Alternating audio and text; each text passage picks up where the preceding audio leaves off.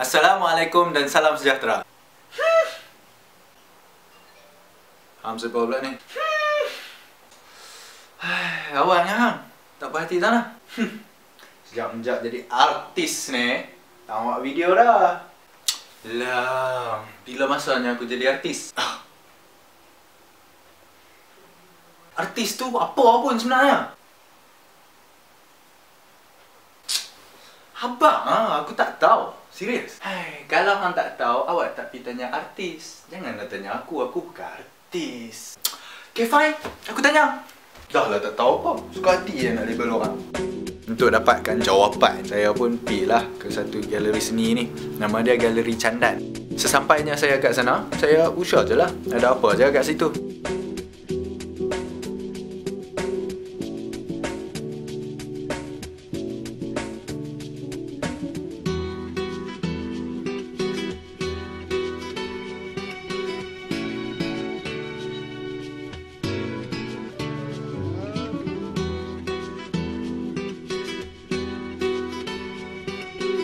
Saya terserempak dengan beberapa orang artis. Saya tanyalah apa itu seni bagi mereka. Seni itu disiplin.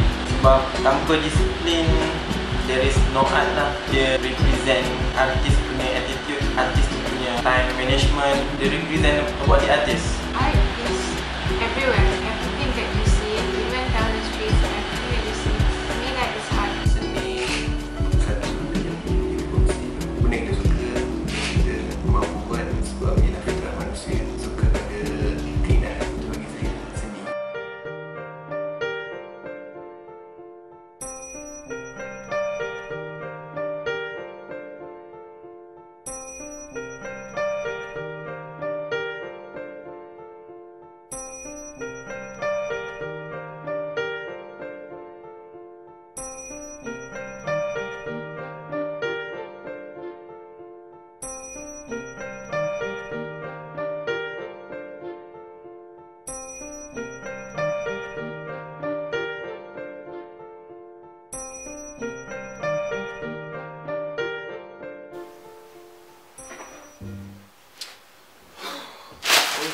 Dah balik dah.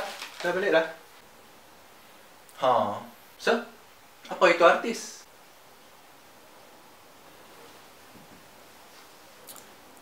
Artis tu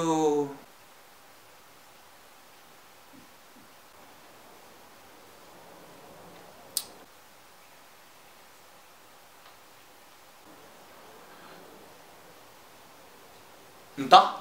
Okay, thanks, bye. Let's do it.